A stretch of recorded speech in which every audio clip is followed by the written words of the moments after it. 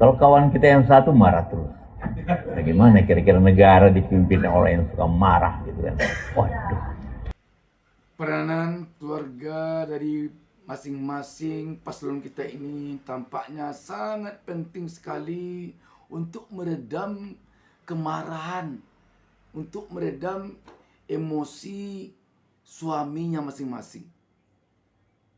Penting sekali kita tanya, sebab perempuan itu bagaikan tetesan embun pagi yang dapat menyejukkan seorang lelaki. Peranan seorang bunda, seorang ibu sungguh sangat besar terhadap anaknya. Apalagi di saat-saat seperti sekarang ini. Doa ibu, apalagi kalau ibunya memang orang yang taat beribadah, orang yang berilmu pengetahuan.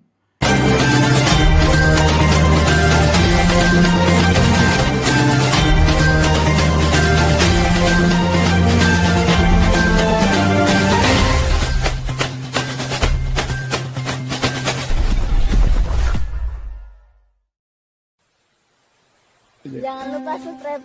Jangan lupa subscribe. Kalau kawan kita yang satu marah terus, bagaimana kira-kira negara dipimpin orang yang suka marah gitu kan? Waduh. Bagaimana kira-kira kau udah berdebat dengan kepala negara lain? Bisa ditunjuk kepala negara lain. Itu. Jadi harus kita hati-hati memilih pemimpin ini. Assalamualaikum warahmatullahi wabarakatuh. Sahabat BN, mengawali pertemuan kita ini saya doakan seluruh pemirsa semoga mendapatkan keberkahan hidup dari Allah Subhanahu wa taala, Tuhan Yang Maha Esa. Ini ada sebuah pernyataan dari Wakil Presiden ke-10 dan ke-12 Bapak M. Yusuf Kalla. Saya bacakan saja pernyataannya ini dalam sebuah pemberitaan yang diturunkan Kompas. Kompas.com menurunkan berita di bawah judul Yusuf Kalla _2. Kawan kita yang satu itu marah terus. Bagaimana kalau dia debat dengan kepala negara lain? Berita ini tanggal 10 Januari 2024. Surabaya, Kompas.com. Wakil Presiden ke-10 dan ke-12 RI, Yusuf Kalla atau JK, mengajak masyarakat memikirkan kondisi jika sebuah negara dipimpin oleh pemimpin yang suka marah-marah. Hal tersebut disampaikan JK saat memberikan pandangannya di acara pertemuan antara pengusaha dan calon wakil presiden nomor urut 1 Muhaimin Iskandar atau Cak Imin yang digelar di Surabaya, Jawa Timur, Rabu 10 Januari 2024. Berarti kemarin. Mula-mula, JK menyinggung soal pedoman memilih pemimpin di dalam agama Islam yang mengacu kepada sifat Nabi Muhammad SAW. Antara lain amanah, tabligh, jujur, dan cerdas. Kalau tabligh siapa yang terbaik? Anies. Kalau yang cerdas siapa yang terbaik? Anies. Yang paling amanah? Anies. Paling jujur siapa? Anies. Nah, itu aja pegangannya. Karena kita kan harus mengikuti ilmu Rasulullah, ujar JK. JK lantas menyindir capres lainnya yang suka marah-marah. Dia menilai amat berbahaya jika negara dipimpin sosok seperti itu. Kalau kawan kita yang satu marah terus, bagaimana kira-kira negara dipimpin oleh orang yang suka marah? Bagaimana kira-kira kalau dia berdebat dengan kepala negara lain? Bisa ditonjok kepala negara lain, jelasnya. Politisi senior Partai Golkar itu kemudian berpesan agar masyarakat hati-hati memilih pemimpin. Salah satu yang menjadi acuan adalah sikap para capres saat debat ketiga Pilpres 2024 baru-baru ini. Jadi, harus hati-hati memilih pemimpin. Kita lihat kemarin malam saja di debat, tegasnya. Jadi ini pernyataan Pak JK, sahabat BN. Memang kalau pemimpin di negara seluas Indonesia ini, di negara yang penduduknya sebanyak penduduk Indonesia ini, mencapai hampir 280 juta jiwa sekarang, dan di negara yang beraneka ragam suku, etnis, dan lain sebagainya ini, jika dipimpin oleh pemimpin pemarah, memang dapat kita bayangkan bagaimana jadinya. Apalagi negara kita ini telah diputuskan oleh para pendiri negara ini dulu bahwa negara kita adalah negara demokrasi. Di negara demokrasi ada hak rakyat untuk menyampaikan pendapat.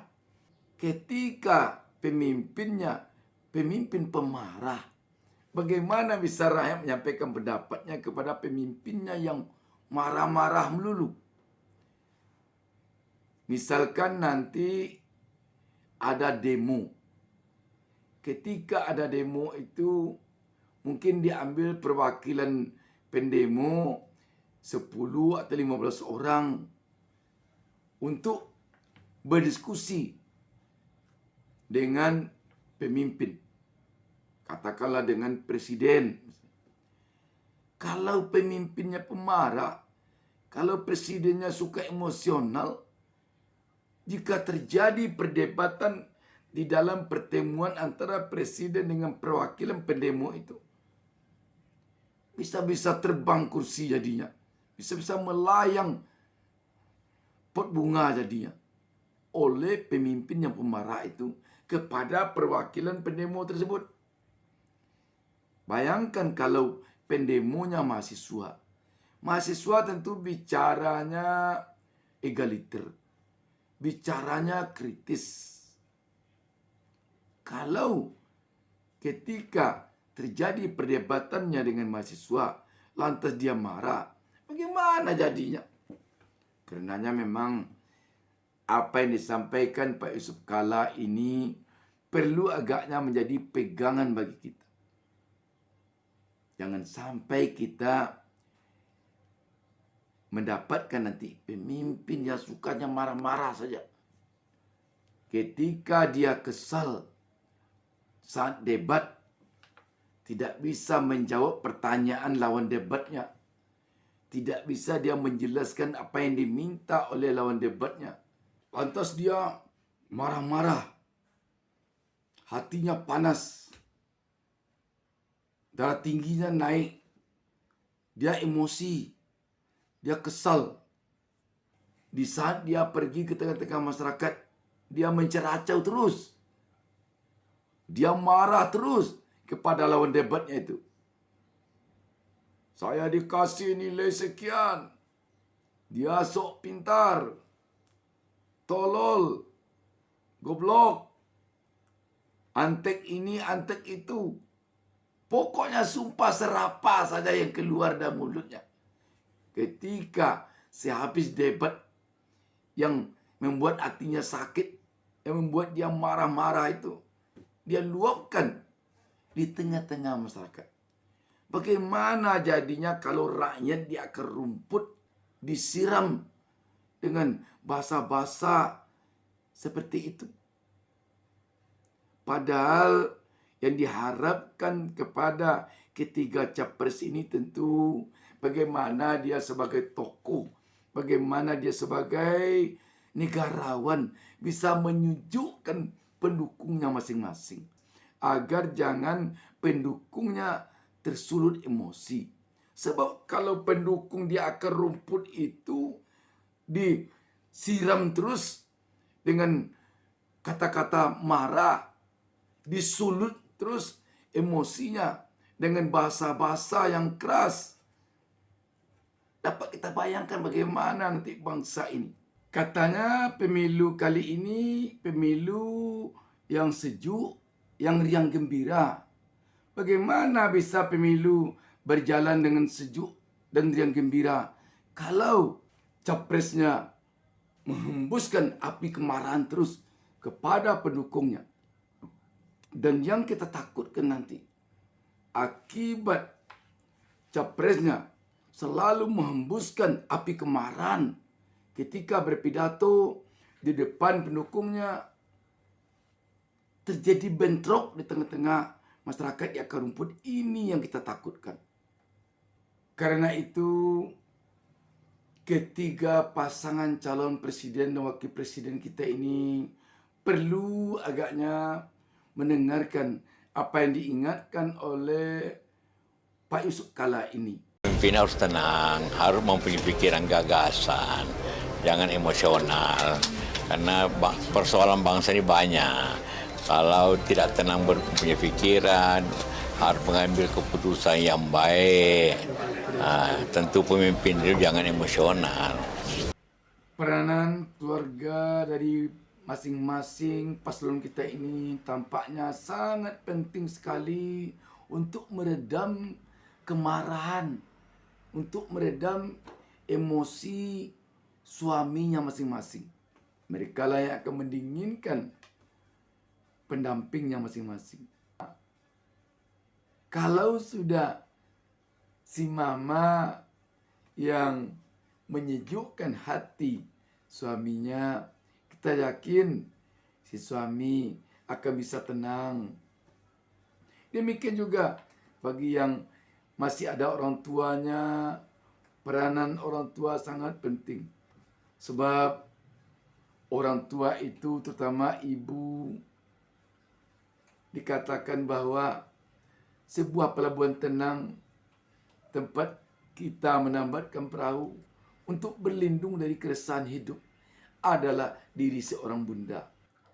Jadi peranan seorang bunda, seorang ibu sungguh sangat besar terhadap anaknya. Apalagi di saat-saat seperti sekarang ini. Doa ibu, apalagi kalau ibunya memang orang yang taat beribadah, orang yang berilmu pengetahuan, sungguh besar sekali perannya di dalam membuat anaknya menjadi sabar, membuat anaknya menjadi santun, membuat anaknya yang bisa berkata-kata dengan baik, dan yang membuat anaknya bisa menjadi contoh teladan di tengah-tengah masyarakat ketika dia menjadi pemimpin. Di samping peranan istrinya sendiri, kita mengharapkan kepada ketiga capres kita sekarang ini, ketiga cawapres kita sekarang ini, mereka lah hendaknya yang meredam kemarahan para pendukungnya masing-masing, agar tidak terjadi hal-hal yang tidak diinginkan di negara kita ini. Jangan mereka pula yang memana-manasi pendukungnya. Mereka sudah negarawan menurut rakyat. Kan sudah capres, kan sudah cawapres. Kalau api kemarahan saja yang dikemukakan setiap berpidato di tengah-tengah rakyat, jadi yang dibawa rakyat pulang dari menghadiri pertemuan dengan capres yang didukungnya, tentu kemarahan saja. Jangan-jangan sampai di rumah nanti piring melayang. Karena dia telah tersulut api kemarahan ketika mendengar pidato capres yang didukungnya. Memang kita perlu merenungkan apa yang disampaikan Yusuf Kalla. Jangan sampai kita memiliki presiden, memiliki pemimpin yang pemarah, yang mudah emosi 5 tahun ke depan ini. Demikian, wassalamualaikum warahmatullahi wabarakatuh.